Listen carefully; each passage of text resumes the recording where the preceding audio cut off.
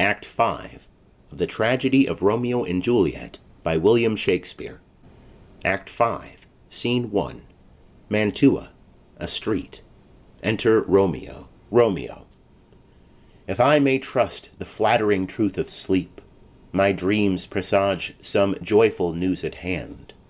My bosom's lord sits lightly in his throne, and all this day an unaccustomed spirit lifts me above the ground with cheerful thoughts. I dreamt my lady came and found me dead, strange dream that gives a dead man leave to think, and breathed such life with kisses in my lips that I revived and was an emperor. Ah me, how sweet is love itself possessed, but when love's shadows are so rich in joy. Enter Romeo's man, Balthazar, booted. News from Verona. How now, Balthazar?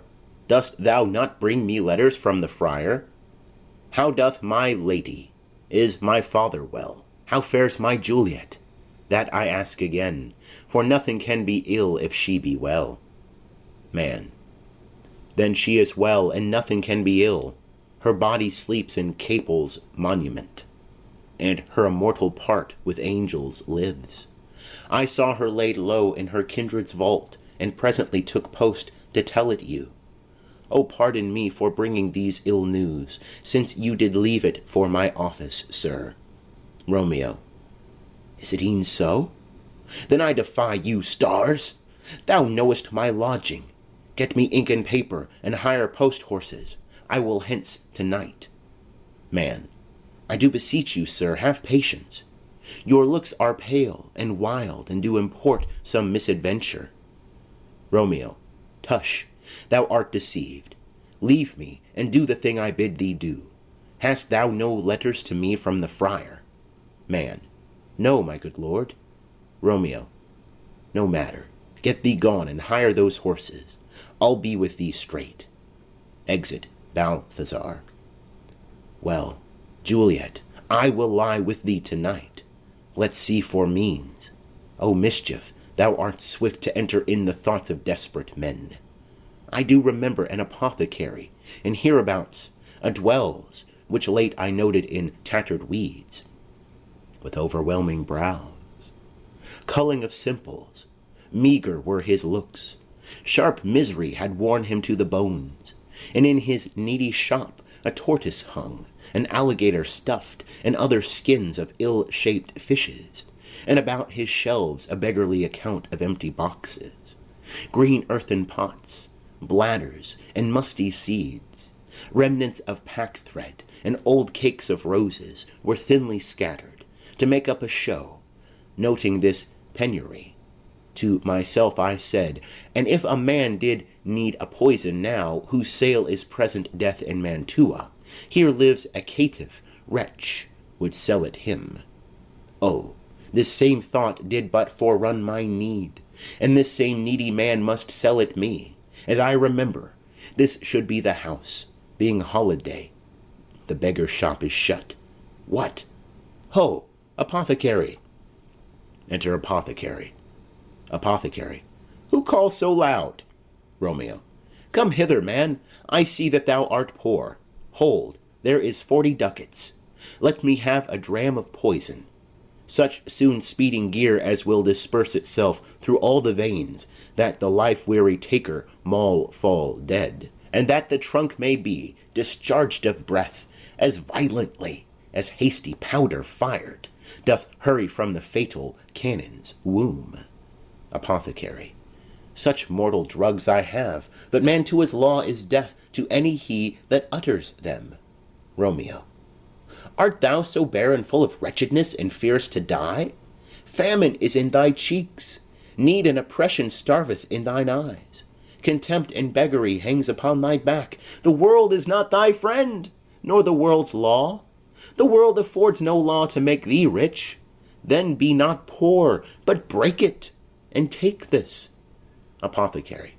My poverty, but not my will, consents. Romeo.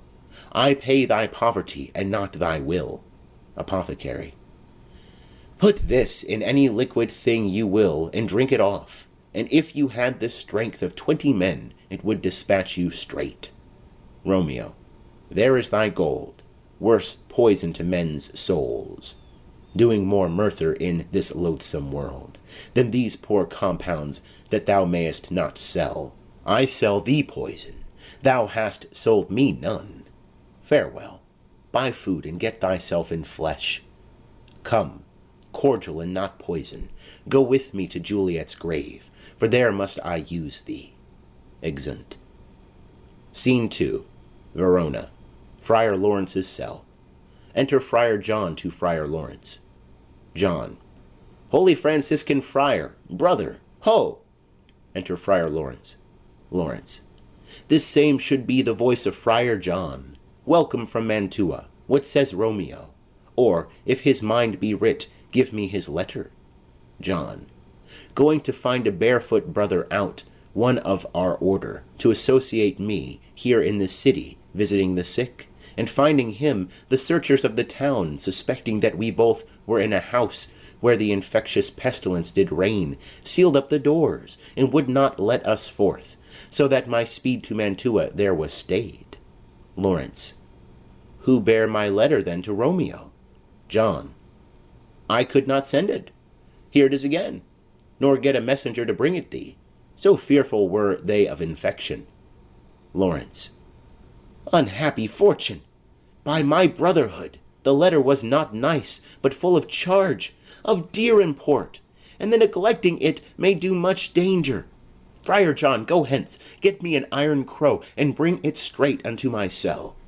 John. Brother, I'll go and bring it thee. Exit. Lawrence.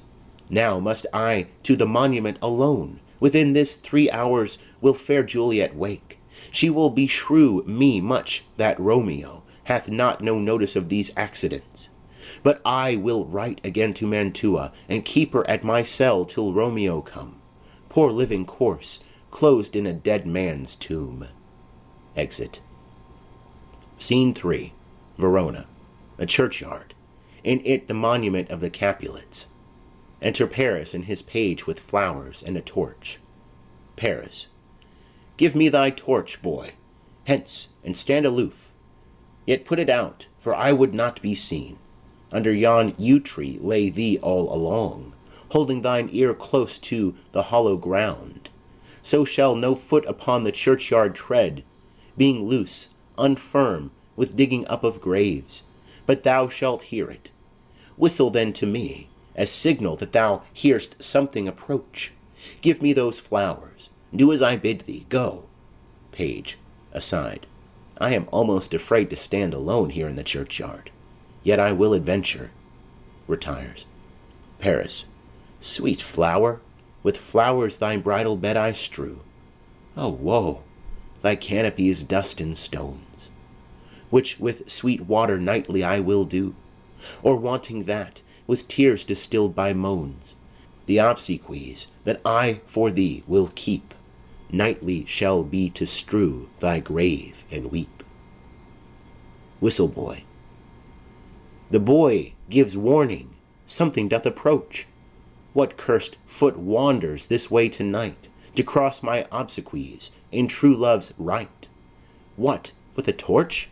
Muffle me, night, a while. Retires.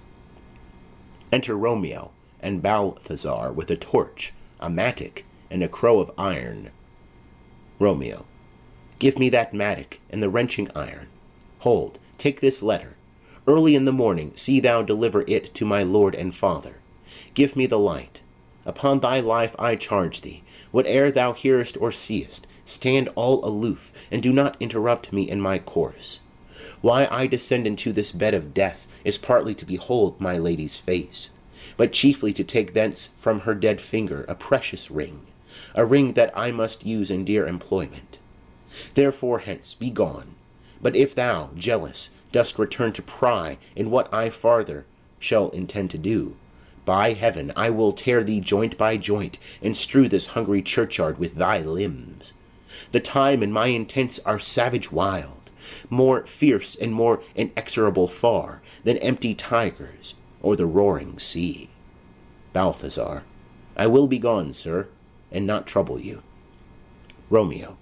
So shalt thou show me friendship. Take thou that. Live and be prosperous, and farewell, good fellow. Balthazar, aside. For all this same, I'll hide me hereabout. His looks I fear, and his intents I doubt. Retires. Romeo. Thou detestable maw, thou womb of death, gorged with the dearest morsel of the earth. Thus I enforce thy rotten jaws to open, and in despite I'll cram thee with more food. Romeo opens the tomb. Paris. This is that banished haughty Montague that murdered my love's cousin, with which grief it is supposed the fair creature died, and here is come to do some villainous shame to the dead bodies. I will apprehend him. Stop thy unhallowed toil, vile Montague. Can vengeance be pursued further than death? Condemned villain, I do apprehend thee. Obey and go with me, for thou must die. Romeo. I must indeed, and therefore came I hither. Good gentle youth, tempt not a desperate man. Fly hence, and leave me. Think upon these gone. Let them affright thee. I beseech thee, youth, but not another sin upon my head by urging me to fury. O be gone.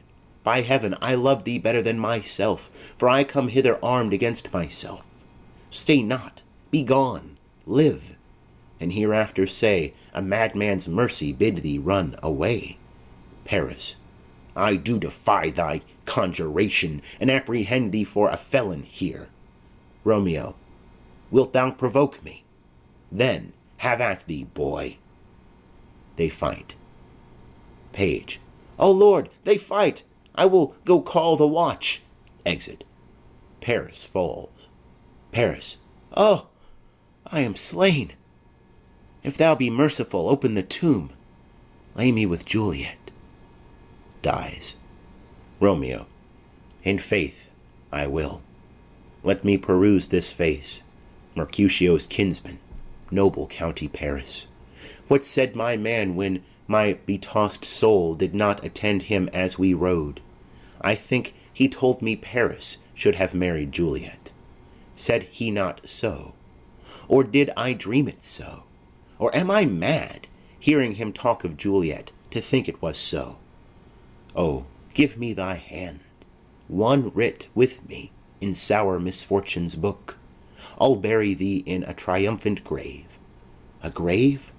Oh no, a lanthorn, slaughtered youth, for here lies Juliet, and her beauty makes this vault a feasting presence full of light. Death, lie thou there, by a dead man interred. Lays him in the tomb. How oft, when men are at the point of death, have they been merry, which their keepers call a lightning before death? Oh, how may I call this a lightning? O my love, my wife, death, that hath sucked the honey of thy breath, hath had no power yet upon thy beauty. Thou art not conquered. Beauty's ensign yet is crimson in thy lips and in thy cheeks, and death's pale flag is not advanced there. Tybalt, liest thou there in thy bloody sheet? Oh, what more favour can I do to thee than with that hand that cut thy youth in twain to sunder his that was thine enemy? Forgive me, cousin. Ah, dear Juliet, why art thou yet so fair? Shall I believe that unsubstantial death is amorous, and that the lean abhorred monster keeps thee here in dark to be his paramour? For fear of that, I still will stay with thee, and never from this palace of dim night depart again. Here will I remain, with worms that are thy chambermaids. Oh, here will I set up my everlasting rest, and shake the yoke of inauspicious stars from this world-wearied flesh. Eyes, look your last. Arms, take your last embrace. And lips, O you the doors of breath, seal with a righteous kiss a dateless bargain to engrossing death. Come, bitter conduct, come, unsavory guide.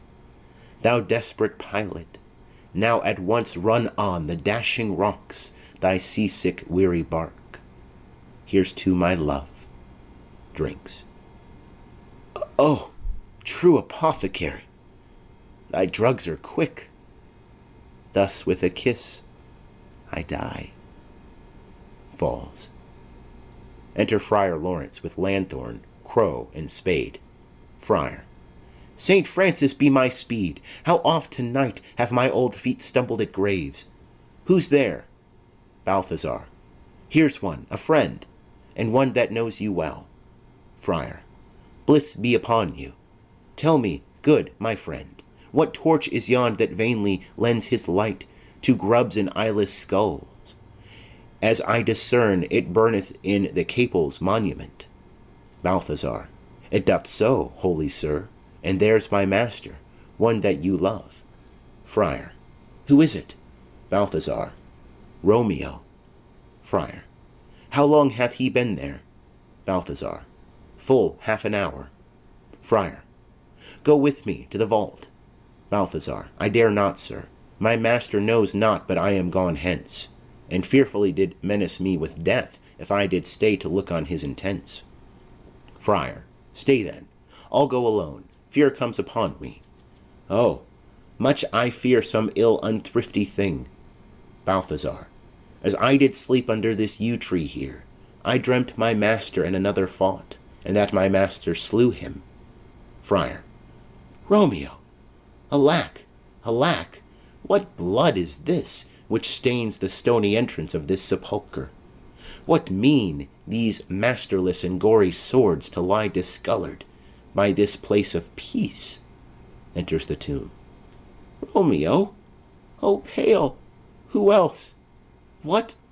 Paris too? And steeped in blood? Ah, what an unkind hour is guilty of this lamentable chance! The lady stirs. Juliet rises. Juliet. Oh, comfortable friar, where's my lord? I do remember well where I should be, and there I am. Where is my Romeo? Friar. I hear some noise.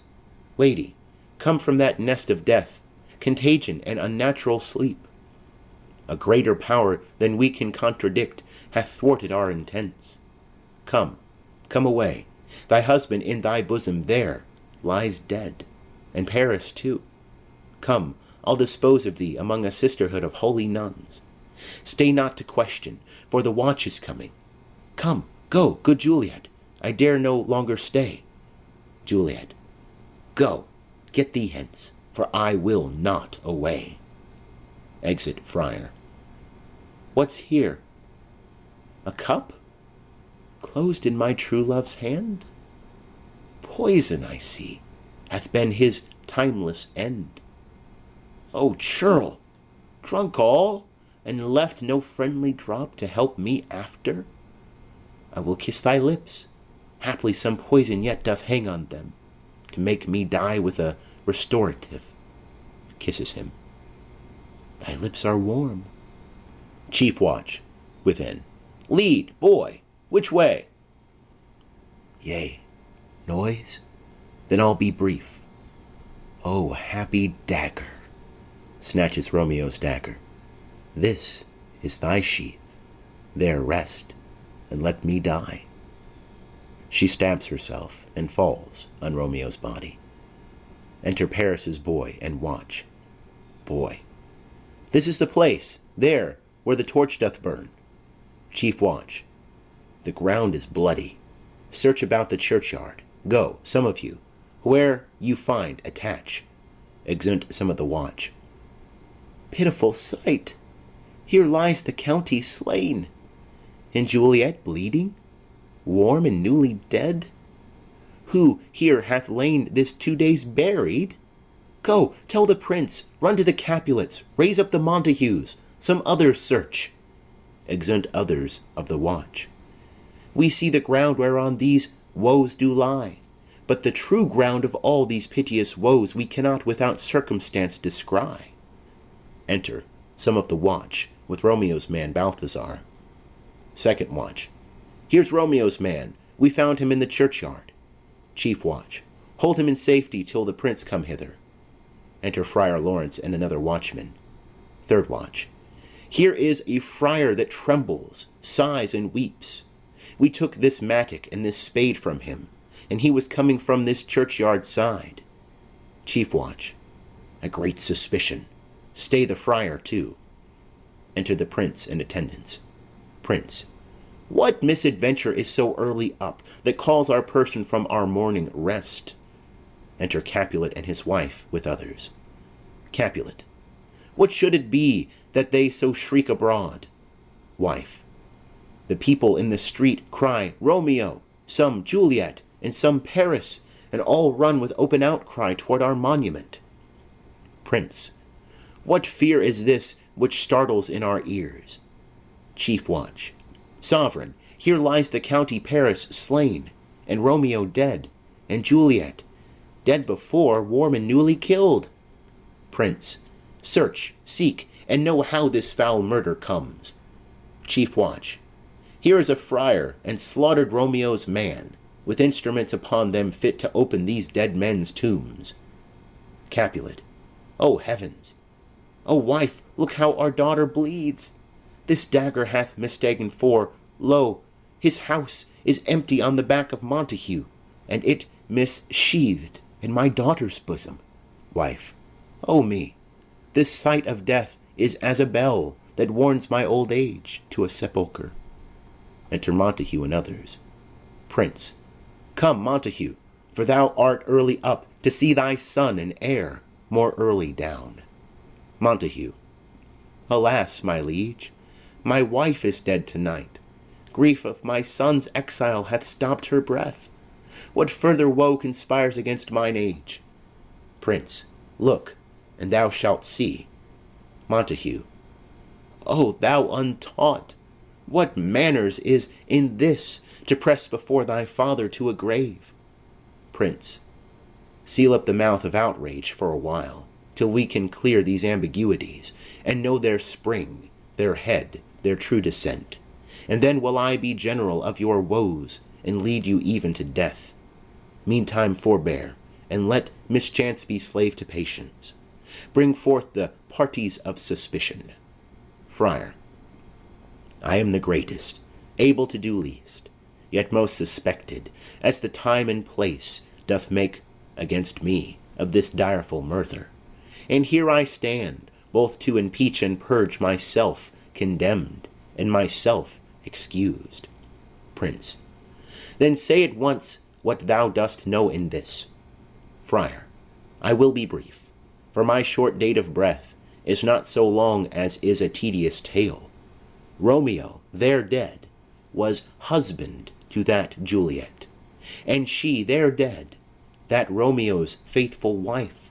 I married them, and their stolen marriage day was Tybalt's doomsday, whose untimely death banished the new-made bridegroom from this city, for whom, and not for Tybalt, Juliet pined. You, to remove that siege of grief from her, betrothed, and would have married her perforce to county Paris. Then comes she to me, and with wild looks bid me devise some mean to rid her from this second marriage, or in my cell there would she kill herself. Then gave I her, so tutored by my art, a sleeping potion, which so took effect as I intended, for it wrought on her the form of death. Meantime I writ to Romeo that he should hither come as this dire night to help to take her from her borrowed grave, being the time the potion's force should cease. But he which bore my letter, Friar John, was stayed by accident, and yesternight returned my letter back. Then all alone at the prefixed hour of her waking came I to take her from her kindred's vault, meaning to keep her closely at my cell, till I conveniently could send to Romeo. But when I came, some minute ere the time of her awaking, here untimely lay the noble Paris, and true Romeo dead. She wakes, and I entreated her come forth, and bear this work of heaven with patience. And then a noise did scare me from the tomb, and she, too desperate, would not go with me, but, as it seems, did violence on herself. All this I know, and to the marriage her nurse is privy. And if aught in this miscarried by my fault, let my old life be sacrificed some hour before his time unto the rigor of severest law. Prince, we still have known thee for a holy man. Where's Romeo's man? What can he say in this? Balthazar, I brought my master news of Juliet's death, and then in post he came from Mantua to this same place, to this same monument. This letter he early bid me give his father, and threatened me with death, going in the vault, if I departed not and left him there. Prince, give me the letter, I will look on it. Where is the county's page that raised the watch? Sirrah, what made your master in this place? Boy, he came with flowers to strew his lady's grave, and bid me stand aloof, and so I did. Anon comes one with light to ope the tomb, and by my master drew on him. And then I ran away to call the watch. Prince, this letter doth make good the friar's words, their course of love, the tidings of her death. And here he writes that he did buy a poison of a poor apothecary, and therewithal came to this vault to die, and lie with Juliet. Where be these enemies? Capulet, Montague, see what a scourge is laid upon your hate, that heaven finds means to kill your joys with love.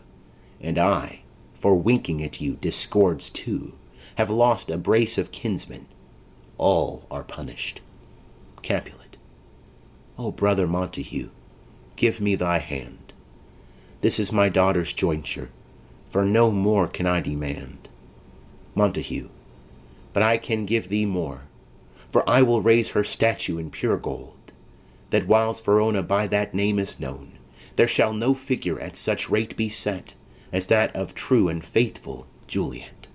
Capulet, as rich shall Romeo's by his lady's lie pour sacrifices of our enmity. Prince, a glooming peace this morning with it brings.